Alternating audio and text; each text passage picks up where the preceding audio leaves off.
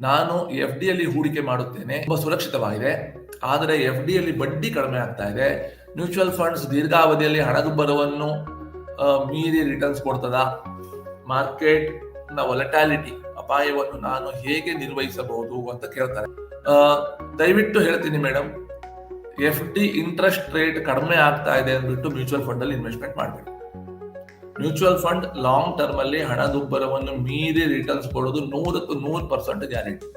But F D interest rate ಕಡಿಮೆ ಆಗಿದೆ ಅನ್ನೋ ಕಾರಣಕ್ಕೆ ನೀವು ಮ್ಯೂಚುವಲ್ ಫಂಡ್ ಇನ್ವೆಸ್ಟ್ಮೆಂಟ್ ಮಾಡೋದು ಬ್ಲಂಡರ್. ಅದನ್ನು ಮಾಡಬೇಡಿ. ನನಗೆ ನಿಮ್ಮ ಟೋಟಲ್ ವೆಲ್ತ್, ನಿಮ್ಮ ಟೋಟಲ್ ಇನ್ವೆಸ್ಟಿಬಲ್ ಸರ್ಪ್ಲಸ್ ನನಗೆ ಗೊತ್ತಿಲ್ಲ ತಾಯಿ, ಆಯ್ತಾ? ನಮಗೆ ಕರೆಕ್ಟ್ ಇನ್ಫಾರ್ಮೇಶನ್ ಇಲ್ಲದೇನೆ ನನಗೆ ಪ್ಲಾನಿಂಗ್ ಕೊಡ್ಲಿಕ್ಕೆ ಆಗಲ್ಲ. ಈಗ ನಾನೊಂದು ಎಸಂಪ್ಷನ್ ಅಲ್ಲಿ ಹೇಳ್ತೇನೆ, ನಿಮ್ಗೊಂದೀಗ 40 ವರ್ಷ, ನಿಮ್ಮ ಹತ್ರ ಇರೋದೇ ಒಂದು ಬ್ಯಾಂಕಲ್ಲಿ ಒಂದು 25 ಲಕ್ಷ ಎಫ್ ಡಿ ಅನ್ಕೊಳ್ಳಿ. ಅದನ್ನ ನೀವು ಮ್ಯೂಚುವಲ್ ಫಂಡಿಗೆ ಮೂವ್ ಮಾಡೋದು ಖಂಡಿತ ತಪ್ಪು.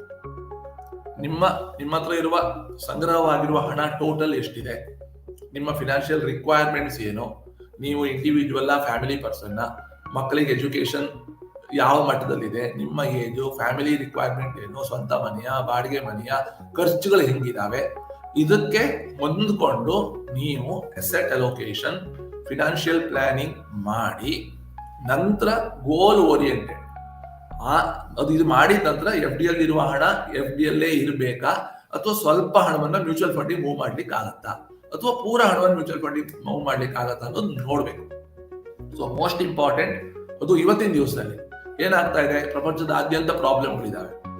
ಲಾಸ್ಟ್ 10 ವರ್ಷ, 15 ವರ್ಷ, 5 ವರ್ಷದ Indian stock market mutual fund returns ತುಂಬಾ ಚೆನ್ನಾಗಿ ತೋರ್ತಾ ಇದೆ.